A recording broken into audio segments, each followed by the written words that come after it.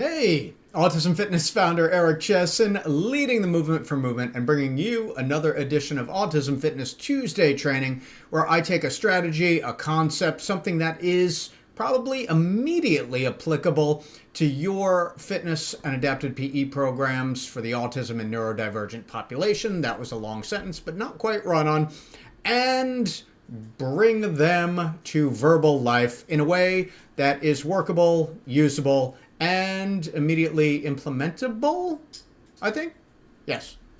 Anyhow, in this edition of Autism Fitness Tuesday training, I'm going to be talking a little bit about choice, which is a great concept, a great strategy. We want to utilize it effectively with our athletes, and there are a couple different ways to do it. And I think the best place to start is talking about the fact that we are working with and interacting with a spectrum, meaning a variety of different individuals, different perceptions, different levels of motivation, different types of reinforcers. It really gets nuanced with each particular athlete, but we also want strategies that can be generalizable, and we want strategies that we can use in different situations. So let's break it down from the very start. So choice in fitness and adapted PE programming basically comes down to the exercises themselves, usually pertaining at least 90% of the time with exercise order. And you can use visuals for this, so a schedule board. If you're using some type of token system, you can use visuals in there. If you have an athlete who works really well with just text on a dry erase board, or text on a phone, or pictures on a phone, whatever that works. The key with the visuals is we want to use them to facilitate the session as best as possible and to give the athlete a very concrete idea of what's happening, when it's happening, what's been accomplished, and what there is further to do. So, as I mentioned, the most often seen or most often used time for choice is between exercises. And this is especially important when it is one of your first sessions with an athlete, enabling them to make the choice between two exercises, sometimes three, but usually two works best. A lot of the background science and research in choice demonstrates that, and this is with neurotypical individuals, if people are given too many options, 4 or 5 or 6, they can get overwhelmed and are generally less satisfied with that particular choice that they've made. So the best way to structure choice, particularly with exercises, is to have 2 and at most 3 different options. So even if an athlete has never seen an exercise before, let's say it's their first session, I'm doing my PAC profile assessment, of course the PAC profile being our standard operating system in autism fitness. What I can ask is, hey Jake, do you want to start with hurdle steps or do you want to start with an overhead band walk? And I'm not going to make the assumption that the athlete has ever seen this exercise before, as I would not make the assumption with any other individual. So of course I'm going to demonstrate it for them and allow them to make that choice about which one they want to do first.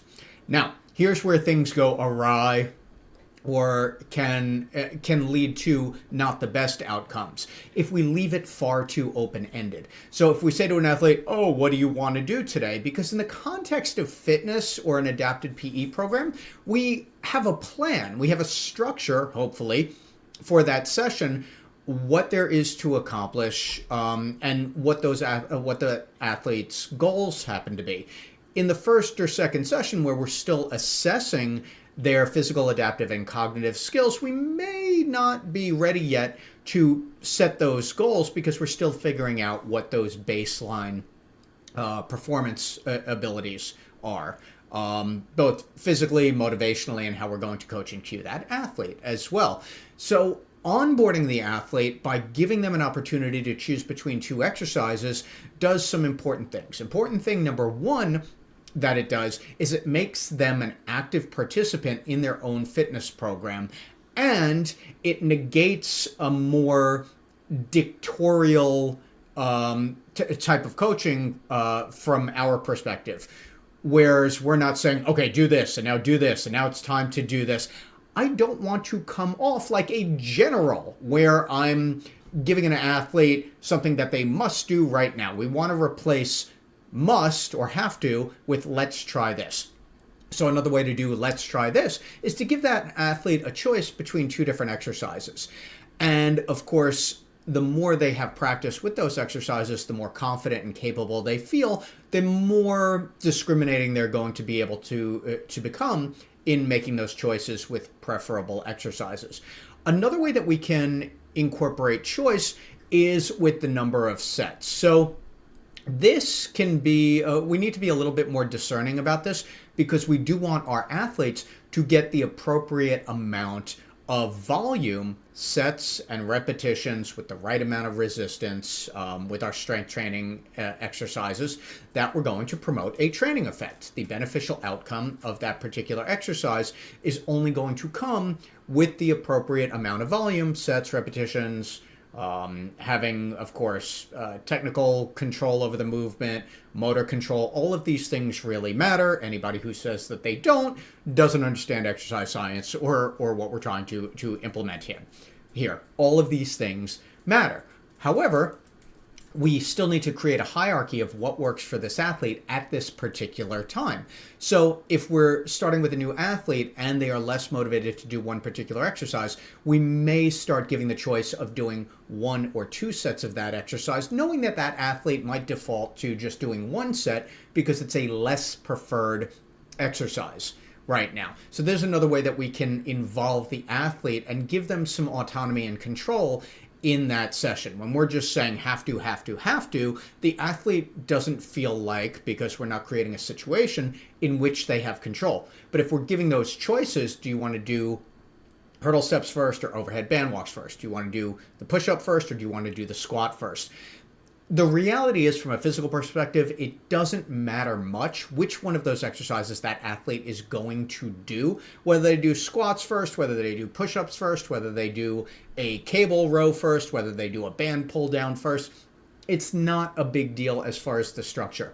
Now, on the other side of this, you can have an athlete who is very regimented about their schedule to the point where if you did it that way the first time, that's the way it will always be done.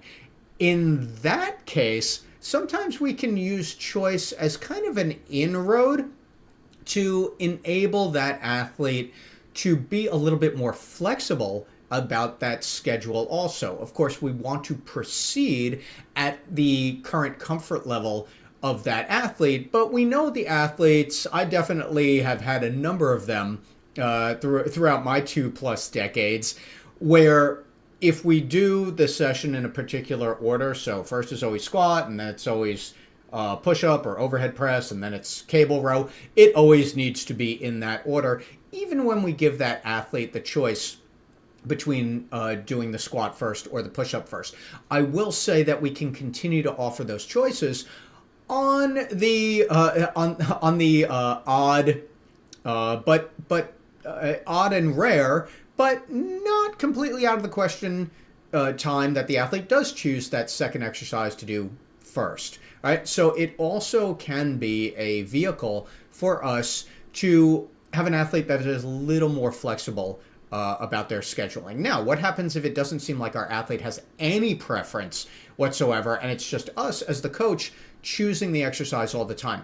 That's all right. The athlete doesn't necessarily have to choose the exercise in order to do their first and second and third and fourth set, but we want to present that opportunity for them to make them a more willing and motivated partner and participant in the fitness process. And the last thing I'll say about it is, even sometimes when it seems like the athlete isn't particularly interested in choice, it's still something that we do want to provide. And again, we're not providing it in such a robust and varied and overwhelming way that it undermines the efficacy of our session. So when I start asking too many questions of an athlete, which exercise do you want to do first? Do you want to do this or that? Do you want to do this many sets? Do you want to do this many reps? Do you want to do it on this side of the room? Do you want to do it on that side of the room? It becomes way too overwhelming for an athlete too, or for many of our athletes. So we want to have a good indication of where and what type of communication is most functional and beneficial for our athletes. That's going to be quite helpful. Really, we need to learn the most that we can about how our athlete operates in terms of their communication, their reception of information, and then how they perform. Does a visual schedule help? Does keeping track via text on a board with their exercises help? Do they like crossing it off? A lot of times this can be very beneficial, both for the neurodivergent population and the neurotypical population also. Some of us, myself included, use apps for our strength training programs to follow along our progress, what exercises is when. And so it's no different for the neurodivergent population. We just have to take those extra steps and remind ourselves sometimes that we want to create the best possible structure for our athletes to thrive as possible. So choice can be used early. It should be used often, not so often that it overwhelms the athlete. So we definitely want to choose our spots for giving the athlete choice. And what it does really well is it also mitigates our have to coaching, which is definitely, I have other videos on this. One of the biggest mistakes to make in your coaching approach is using have to language. Oh, you have to do this, you have to do that. And the other side of that I hear a lot of, oh, it'll be done soon, or you only have this many exercises.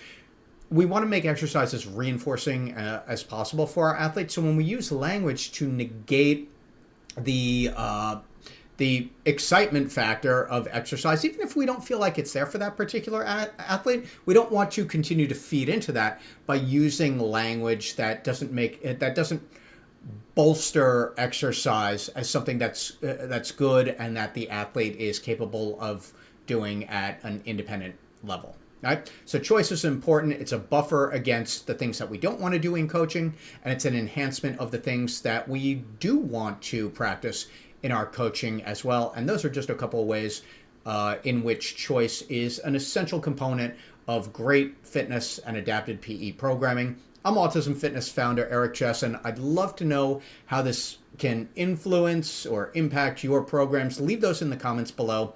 If there is a topic you'd like me to cover in a future edition of Autism Fitness Tuesday Training, let me know that down there also. I want to help you out so you can help your athletes out. Again, Autism Fitness founder Eric Chessen, leading the movement for movement. If you're ready to become an Autism Fitness Certified Pro anywhere in the world, you can go to autismfitness.com, learn more about the curriculum, register, and start your coursework today. Thank you for watching.